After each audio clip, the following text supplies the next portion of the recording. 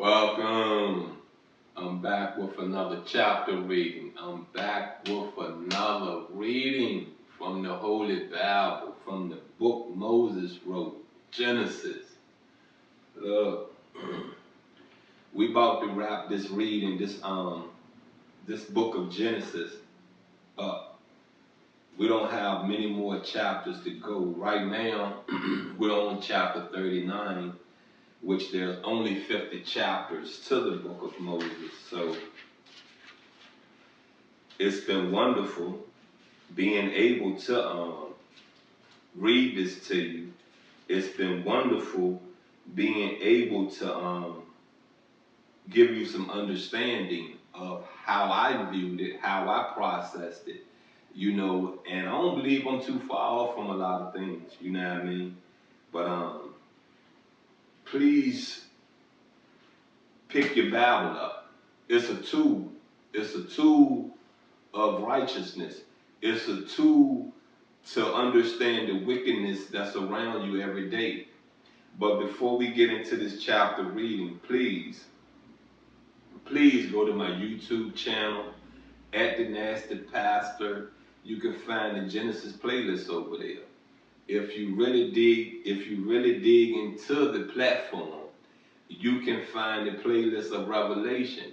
You can find you some extras over there. It's a lot over there. You got what I'm saying?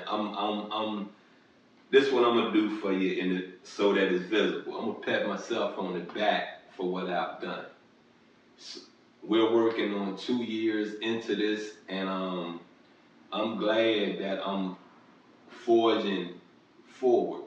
I'm glad that I'm having the strength to do this, because if you think this is easy, it's not. There's days that I don't want to wake up and do nothing.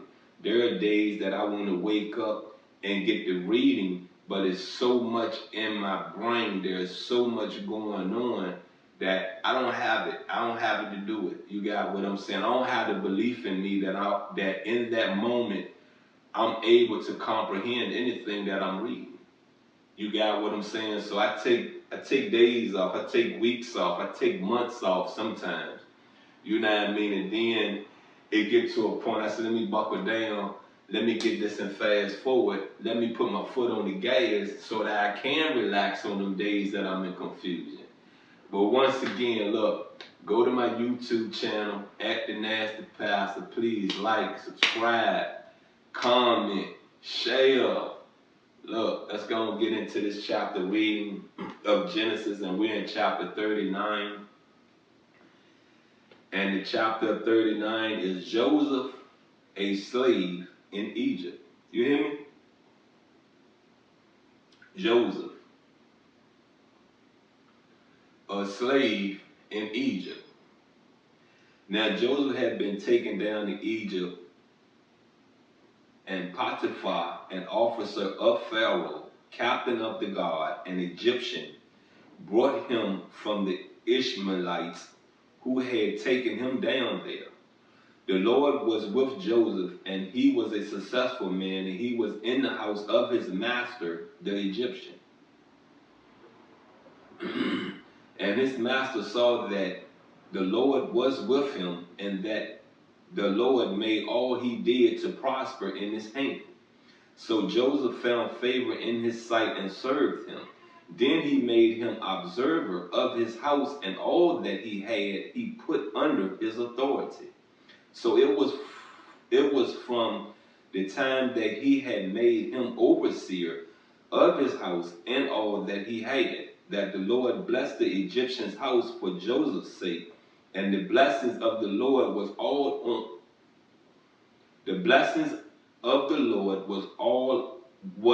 all that he had in the house and in the field. I want to pause right there for a minute. You know what I mean? I want to reflect on my life. You got what I'm saying? I didn't say this as a tool to receive things. I didn't use this phrase as a tool to get what I want, or for my wife that was to be submissive. You got what I'm saying? I told her one day, you know what I mean? Whom I pray to, because you with me, gonna bless you. You got what I'm saying? And once again, if you're really following me, I made a post about that. Women don't do nothing but go up when they mess with me. You got what I'm saying? I makes it possible for you to receive your blessings. I make it possible for you in this struggle, you have a backbone. I make it possible for you to know that I'm here to encourage you. I'm here to motivate you. I'm here to tell you I know you can do it. I know you can. You get me? So I say this to you once again. If you feel I'm not a blessed man, I don't ask for much but for life.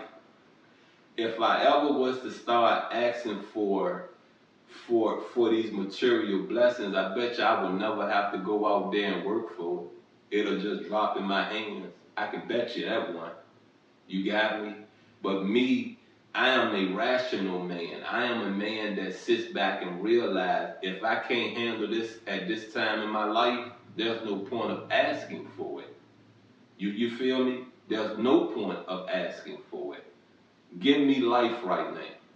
Give me life. Let me wake up every day so that I can receive whatever blessings you are going to give me. And I love the fact whom I pray to does not put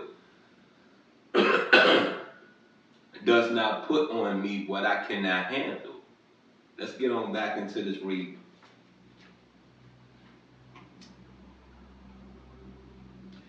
We're on verse 6. Thus he left all that he had in Joseph's hand, and he did not know what he had except for the bread which he ate. Now Joseph was handsome in form and appearance. Yeah, man. And it came to pass after these things that his master's wife cast longing eye on Joseph, and she said, lie with me. Now you see the way they spell lie in the Bible, L-I-E, they don't say lay. You got what I'm saying? So you take a person that's just looking at the words in the Bible, doesn't that kind of tell you, come on, let's go out and become liars. Let's not tell the truth about things. Anyway, once again, I'm gonna say it to you. Either King James put some trickery in here, or King James just went on and left the truth in here. You got what I'm saying? You get it? Alphabets, man. You got what I'm saying? And our history is rewritten in Greek from the Greeks. Is translated in Greek language. Use your common sense, please. Please use your common sense. Verse 8. But he refused and said to his master's wife, look, my master does not know what is with me in the house, and he has committed all that he has to my hand. There is no one greater in this house than I, nor has he kept back anything from me but you, because you are his wife. How then can I do this great wickedness and sin against God? Now, what type of mess is this? So it was as she spoke to Joseph day by day that he did not need, he did not heed her to lie with her or to be with her. But it happened about this time when Joseph went on into the house to do his work, and none of the men of the house was inside, that she caught him by his garment, saying, lie with me. But he left his garment in her hand and fled and ran outside. And so it was when she saw that he had left his garment in her hand and fled outside, that she called to the men of her house and spoke to them, saying, see, he has brought into us a Hebrew to mock us. He came into me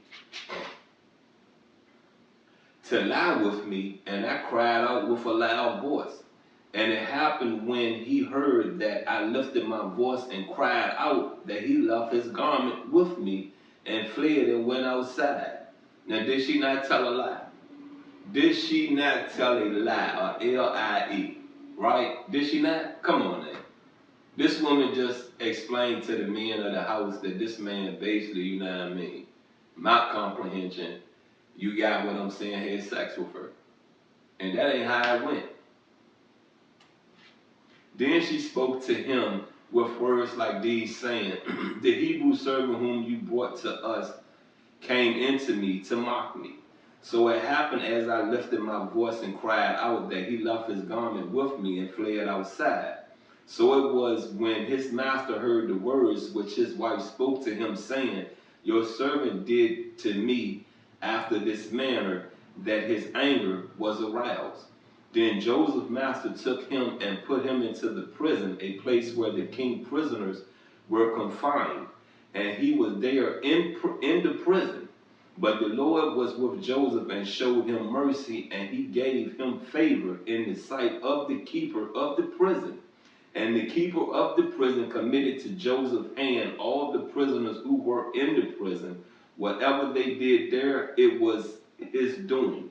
The keeper of the prison did not look into anything that was under Joseph's authority, because the Lord was with him, and whatever he did, the Lord made it prosper. That's the end of chapter 39. I just want to say this, it's a lot of that going on in the world now also. There's a lot of women having men locked up.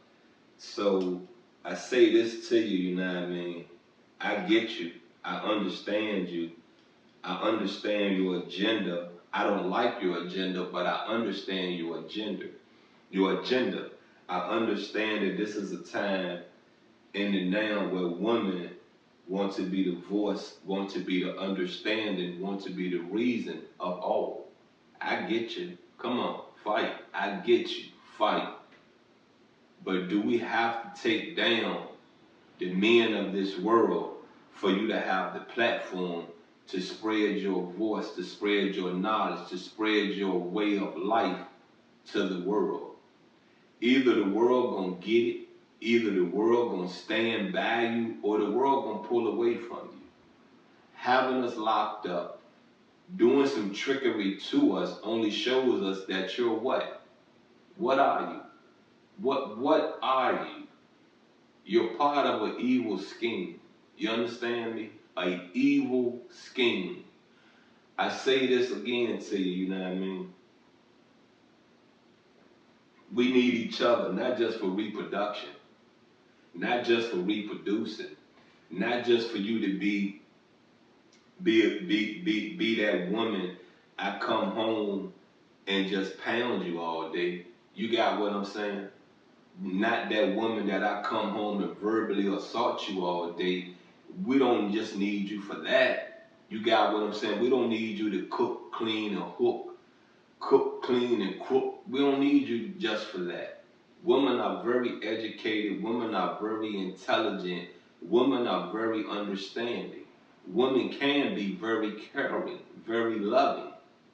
And I get the fact, you're a 50-some-year-old woman, you're a 30-some-year-old woman, you're a 60, 70-year-old woman, and you're fed up with men, period. You're fed up with black men, period. I get you. We'll prove to be nothing, in the past, in the now, and you have no trust for us in the future. I get you. I understand you. I really do. But remember, your son is a black man. Remember, your son is neutral to a whole lot of this stuff that's going on in it now. You feel me? Remember this right here, and I tip my hat off to Oprah. I salute you. You feel what I'm saying? She said she never wanted kids.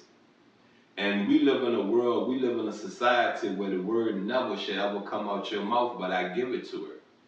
You feel what I'm saying? She have some kids she take care of, but she have no biological kids in this world. You feel me? This is a place she did not want to raise. This is a place that she did not want to bring another life into this world that ain't nothing. You feel what I'm saying? It's nothing. it's nothing. This is a piece of you. You got what I'm saying? I'm gonna say this to you. You know what I mean? You reach a certain plateau in your life. You reach a certain title in your life. They will come for your kids to take you down. You feel me? So sometimes it's best to not have babies. Sometimes it's best to know that the task at hand, the task you're trying to forge in your life, you get me? Your life is not for you to bring extra baggage. It's not for you to have a child.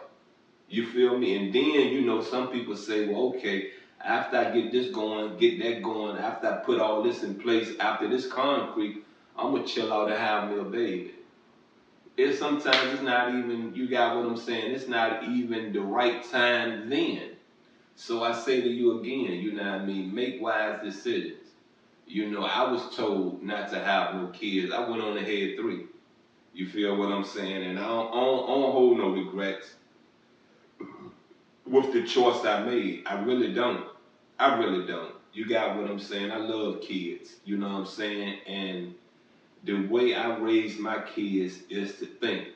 The way I raise my kids is to look ahead. The way I raise my kids that you should never allow a person to shut you up. The way I raise my kids is to always lead, not follow. And so far, I'm pleased. You got what I'm saying? Out my 3, I'm pleased. It's not that I'm pleased with just one of them. I'm pleased with all 3 of them. All 3 of them had a moment in their life where they was where they had their moment to shine. You understand what I'm saying? They had their moment where this is the make of your life. However they tackled it, however they successfully maneuvered it, however, if they have unsuccessfully, messed it up, there's still another playing field you can get into. They're young. You understand what I'm saying? They're young. They're young and they're wise in their age, in their young age. So time play a big part. Education play a big part. And your motivation, your strength, your faith play a big part also. Once again, you're with the Nasty Pastor. I'm going to get on up out here. And just know this, you know what I mean, in months to come, these readings are going to accelerate. As I promised you a long time ago, I said this, you may get 2 readings in a week. I've sat back and I thought about some stuff, how I want to end my year. And I don't want to end my year reading to the last week of the year. You got what I'm saying? I would like to relax for 60 days for real before I enter 2025. So you may get 7 readings in 1 week. You may get 5 readings in 1 week. I'm going to drop Monday, Tuesday, Wednesday, Thursday, Friday. You feel me? You got me? Like when it gets to number 45, you got me? 45, 46, 47, 48, 46, 47, 48, 49, 50. Those ones right there, that might be in the last, you know what I mean? That I might have this wrapped up before November get in. You feel me? I may take the last 10 readings and give it to you 2 weeks in a row. 5 of them this week, 5 of them the next week. So I can relax it on out, get a lot of stuff out of my brain and prepare myself for 2025. Well, look, go over to my YouTube channel, at The Nasty Pastor. If you're over on Facebook, please follow. Please put a like there. The same thing I ask of you of YouTube, I'm asking of you of the Facebook platform.